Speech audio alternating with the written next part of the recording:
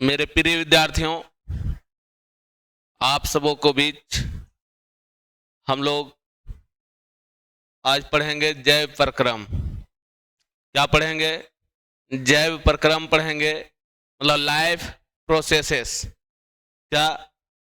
जैव प्रक्रम मतलब लाइफ प्रोसेसेस।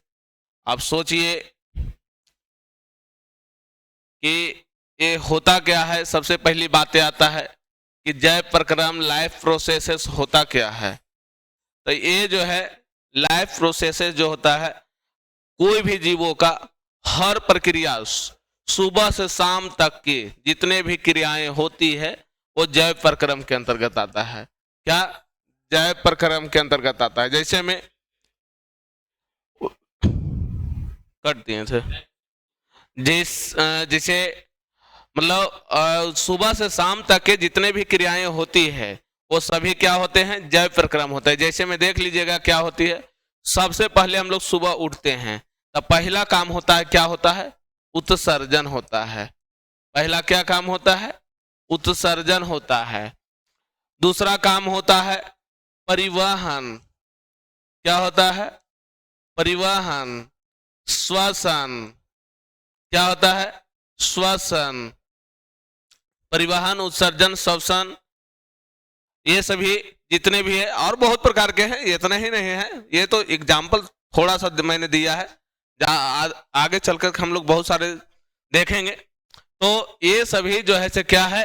जैव प्रक्रम है। मतलब जितने भी जीवों को क्रियाकलाप, जितने भी क्रियाएं होती है सुबह से लेकर शाम तक के, सोने तक के, सोते हैं तब पर भी होते ही रहता है। मतलब 24 घंटा क्रियाएं होती रहती है। वो सभी क्या कहलाता है? हम लोगों का जैव प्रक्रम कहलाता है। चलिए हम लोग टॉपिक के क्वेश्चन की तरफ चलते हैं आगे। फर्स्ट क्वेश्चन आएगा उत्सर्जन। क्या आएगा बाबू? फर्स्ट क्वेश्चन जो आएगा उत्सर्जन है। और उत्सर्जन में हम लोग देखेंगे, एक मिनट, फर्स्ट क्वेश्चन जो है मेरा उत्सर्जन है। और उत्सर्जन कहता है क्वेश्चन आपका क्वेश्चन बोलता है बाबू, आपका क्वेश्चन कहता है कि उत्सर्जन क्या है? उत्सर्जन में भाग लेने वाले वृक्क से संबंधित अन्य रचनाओं को सूचीबद्ध करें। कहता है कि उत्सर्जन क्या है और उत्सर्जन में भाग लेने वाले वृक्क कहने के मतलब क्या? किडनी। क्या? किडनी। तो जो के उत्सर्जन के समय में उत्सर्जन में भाग लेता है किडनी, तो उसका सूचीबद्ध तरीके से दर्शाना है कि उसमें क्या क्या होते हैं। तो कहता है सबसे पहले कि उत्सर्जन क्या है। तो उत्सर्जन जो है शरीर से अपशिष्ट पदार्थों को बाहर निकालना उत्सर्जन कहलाता है। मतलब जो हम लोग खाना खाते हैं, पानी पीते हैं, श्वास लेते हैं, तो ये सभी में ऐसा तो नहीं है सब यूज हो जाता है। कुछ कुछ बचता है तो उसको अपशिष्ट पदार्थ कहते हैं और उसको शरीर से बाहर निकालते हैं। बाहर निकालने की प्रक्रिया को क्या कहते हैं?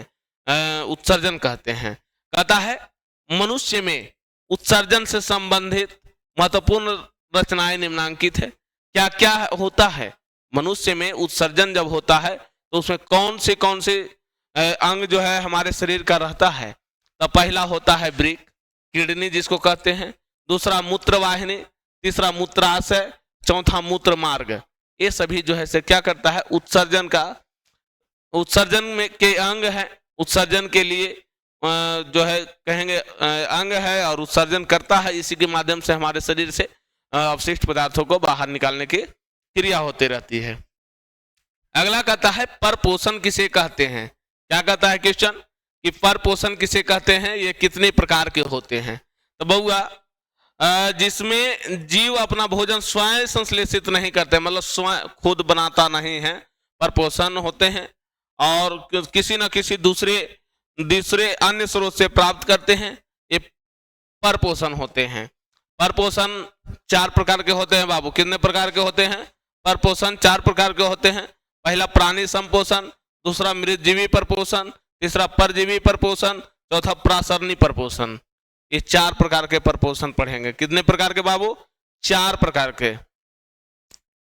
तो आप लोग भली बातें समझ गए होंगे कि उत्सर्जन क्या है, परपोषण क्या है, ये सभी बातें बहुत सारे कितने के मन में सवाल आ रहा होगा कि पोषण क्या है, तो आगे देखेंगे। पोषण भी मिलेगा, स्वपोषण भी मिलेगा, हर चीजें मिलेगा। आइए आगे बढ़ते हैं। देखिए अभी तुरंत मैंने बोल के गया कि कितने के सवाल आ रहा होगा मन में कि परपोषण क्या है, तो आपका पोषण क्या है। अब पोषण देखिए आ गया है कि पोषण क्या है, इनके विभिन्न चरण कौन कौन से हैं। तो देखिए आइए, कहता है पोषण एक जटिल प्रक्रम है। प्रक्रम कहने का मतलब प्रक्रिया है ना, जिसके अंतर्गत कोई जीवधारी भोजन ग्रहण करता है, जिसके द्वारा शरीर रचना, टूट फूट कर मरम्मत एवं अन्य सभी जैविक क्रियाओं का संचालन और नियमन होता है। मतलब कहता है पोषण वो चीजें हैं, सभी चीजों को टूटता फूटता है, सभी को मरम्मत करते रहता है, या तो हमारे शरीर में सभी चीजों को सुचारू ढंग से चलाने का काम करता है, वही पोषण है। इसमें जो है बहुत सारे चरण होता है। जैसे पोषण सबसे पहले तो जो है खाना खाते हैं तो सबसे पहले मुंह का काम होता है। किसका काम होता है? मुख का काम होता है। पहला मुख होता है, दूसरा आहार नली होता है, तीसरा मांस है, फिर अगला जो है से क्षुद्रांश आंत की भित्ति होती है। अगर बिना पचा हुआ भोजन जो है बृहदांत्र में भेज दिया जाता है, मतलब जो नहीं पचता है उसको कहेंगे बड़ी आंत में भेज दिया जाता है। किसे? बड़ी आंत में भेज दिया जाता है। और क्षुद्रांत आंत की भित्ति जो होती है इसे छोटी आंत कहलाता है। इसको छोटी आंत कहेंगे हम लोग। एक एक बातें सीखेंगे भाई, हर बातें सीखना हम लोगों को। अगला कहता है स्वपोषी पोषण के लिए आवश्यक परिस्थितियां कौन सी है और इसके उपोत्पाद क्या हैं।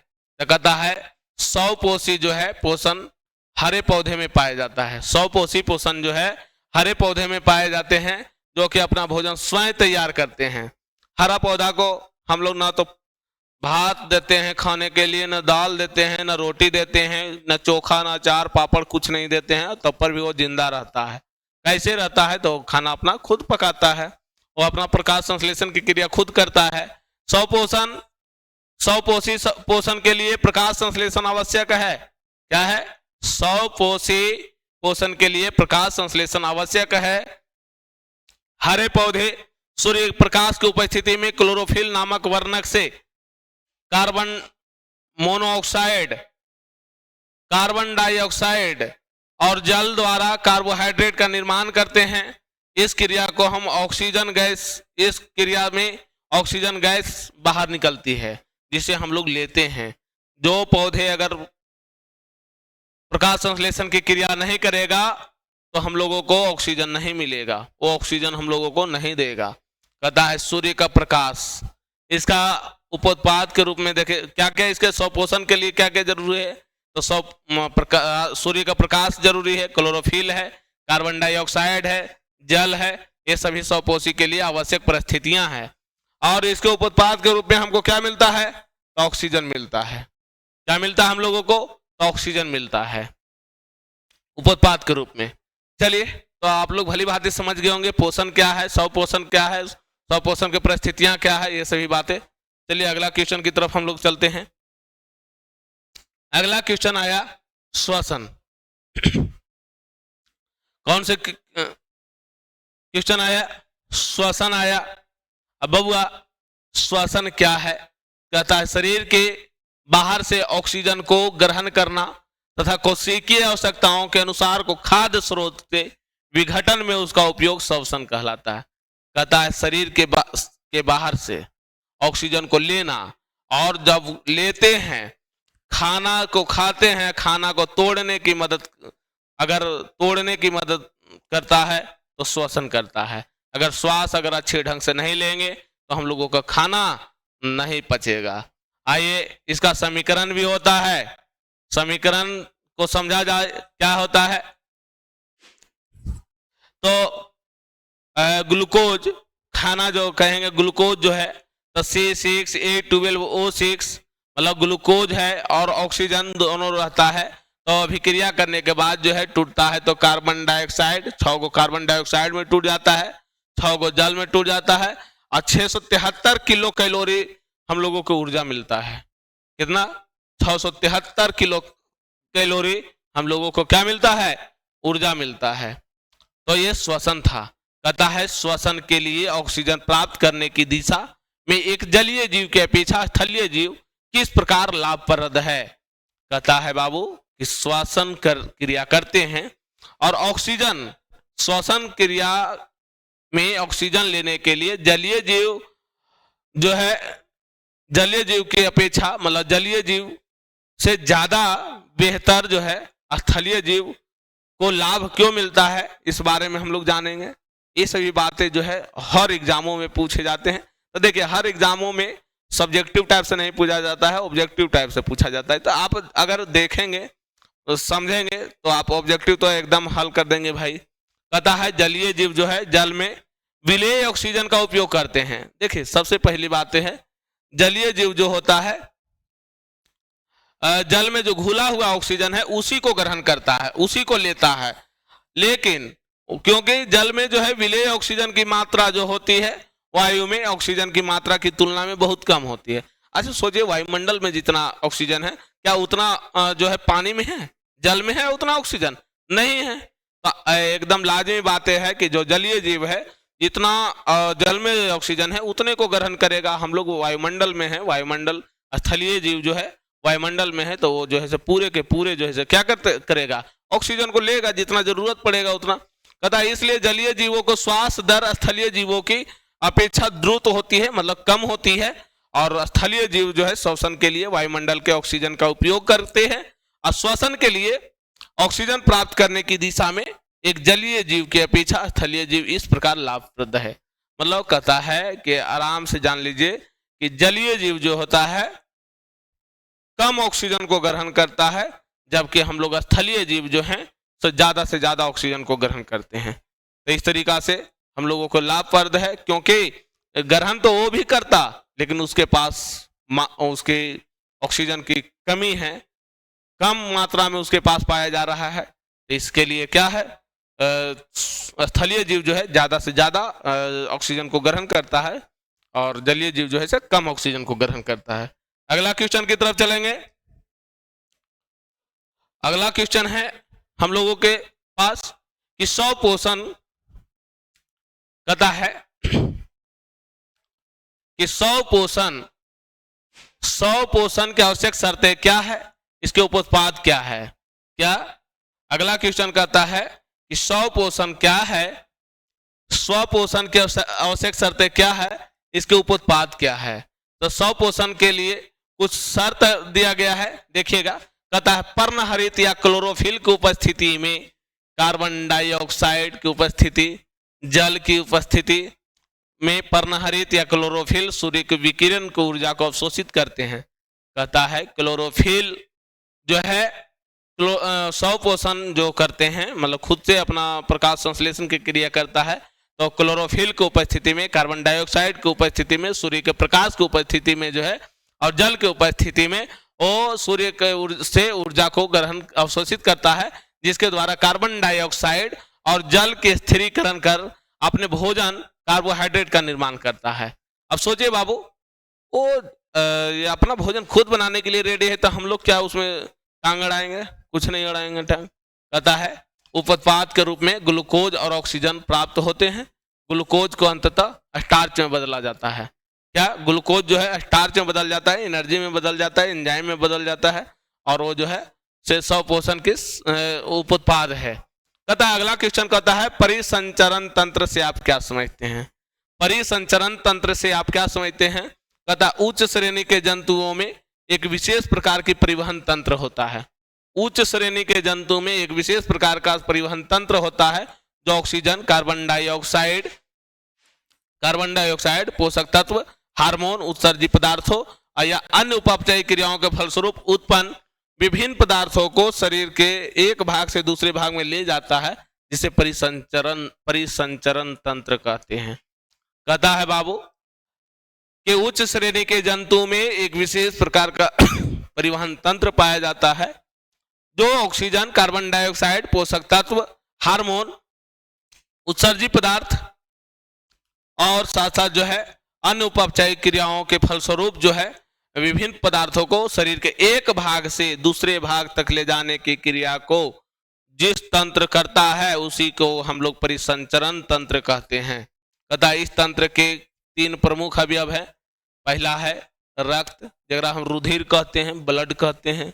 हृदय और रक्त वाहिनियां। रक्त वाहिनियां कहे कि मतलब ब्लड ले जाने वाले नली, जरा में सीरा और धमनी होता है, ये सभी। तो ये परिसंचरण तंत्र के अंतर्गत आता है। चलिए अगला क्वेश्चन की तरफ चलेंगे हम लोग। अगला क्वेश्चन होगा आपके सामने। आपके सामने अगला क्वेश्चन है, देख लीजिएगा। अगला क्वेश्चन कह रहा है बउआ कि उत्सर्जन क्या है। देखिए बात ये सर कहिएगा कि सर डबल बातें ले आए, लेकिन नहीं, बात उत्सर्जन क्या है। लेकिन उसके बाद जो है से अगला क्वेश्चन क्या कह रहा है कि उत्सर्जन क्या है। मानव में इसके 2 प्रमुख अंगों का नाम लिखना है। क्या करना है, मानव में इसके 2 प्रमुख अंगों के नाम लिखना है। आइए, कहता है उत्सर्जन क्या है, मानव में इसके 2 प्रमुख अंगों के नाम लिखना है। कहता है जीवों के शरीर में उपापचयी क्रियाओं के फलस्वरूप उत्पन्न अपशिष्ट पदार्थों को शरीर से बाहर निष्कासन की क्रिया को उत्सर्जन कहते हैं। क्या कहते हैं, शरीर के बाहर सभी क्रियाओं को, अपशिष्ट पदार्थों को बाहर करते हैं, तो उसको उत्सर्जन कहते हैं। मानव में इसके 2 प्रमुख अंग हैं, जिसका नाम है बाबू, एक किडनी नाम है। पहला क्या कहते हैं, किडनी, और दूसरा को लंग्स कहते हैं, फेफड़ा कहते हैं।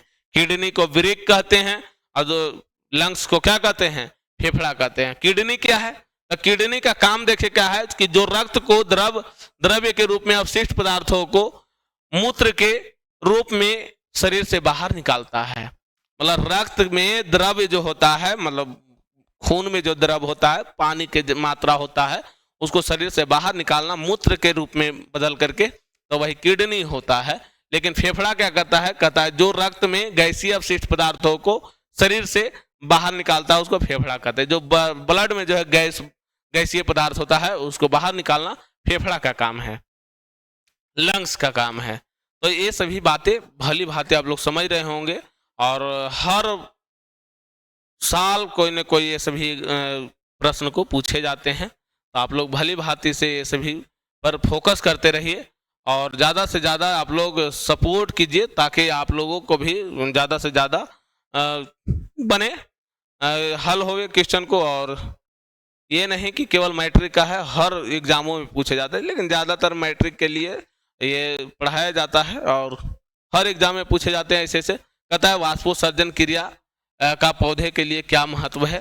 कहता है वाष्पोत्सर्जन क्रिया का पौधे के लिए क्या महत्व है। तो कहता है वाष्पोत्सर्जन क्रिया का पौधे के लिए निम्नलिखित महत्व है। क्या क्या महत्व है इसे जानेंगे। कहता है पहला नंबर, कहता है यह पौधे के मूल रोम द्वारा खनिज लवणों को अवशोषण एवं जड़ से पत्तियों तक उनके परिवहन में सहायक होता है। क्या कहता है, वाष्पोत्सर्जन कि पौधे के मूल रोम मतलब जड़ के अंदर वाली रोम से खनिज लवण को अवशोषित करता है, और जड़ से लेकर के पत्ती तक के परिवहन करने का काम करता है, तो वाष्पोत्सर्जन करता है। ठीक है ना। दूसरा कहता है यह पौधे में ताप क्रम को संतुलन बनाए रखता है। मतलब पौधे में अगर वाष्पोत्सर्जन क्रिया होगा तो तापमान जो है संतुलित रहेगा, अगर नहीं होगा तो संतुलित नहीं रहेगा। कहता है वाष्पोत्सर्जन के कारण ही पौधों की जड़ों से चोटी तक जल की निश्चित धारा बनी रहती है। मतलब जड़ से लेकर के चोटी तक के निश्चित धारा में जो है जल बहते रहता है। कहता है दिन में रंध्रों के खुले रहने पर वाष्पोत्सर्जन की कर्षण ही जाइलम में जल की गति के लिए मुख्य प्रेरक बल का कार्य करता है। मतलब जो भी है दिन में जो है रंध्र, मतलब जो है छिद्र जो होता है, स्टोमाटा जिसको कहते हैं, उसमें जल जो होता है खुले रहने के कारण वाष्पोत्सर्जन की क्रिया के जो है जल की गति के लिए एकदम जो है से बार बार निकलते रहता है। जितना आप सोचिए, सूर्य के प्रकाश में जल जितना सोखता है उतना फिर से अंदर से निकल जाता है। तो यह वाष्पोत्सर्जन क्रिया पौधे के लिए महत्व है। चलिए अगला क्वेश्चन की तरफ हम लोग चलेंगे। अगला क्वेश्चन कहता है बउआ, अगला क्वेश्चन कहता है अभी पढ़े हम लोग वाष्पोत्सर्जन की क्रिया। तो वाष्पोत्सर्जन है क्या, इस बारे में भी हम लोग जानेंगे तब ना। तो आइए हम लोग जानते हैं कि वाष्पोत्सर्जन की क्रिया है क्या। तो द्रव को कमरे के ताप या द्रव के क्वथनांक के नीचे तापों पर वाष्प बनकर धीरे धीरे वायुमंडल में जाने की क्रिया को वाष्पोत्सर्जन कहते हैं।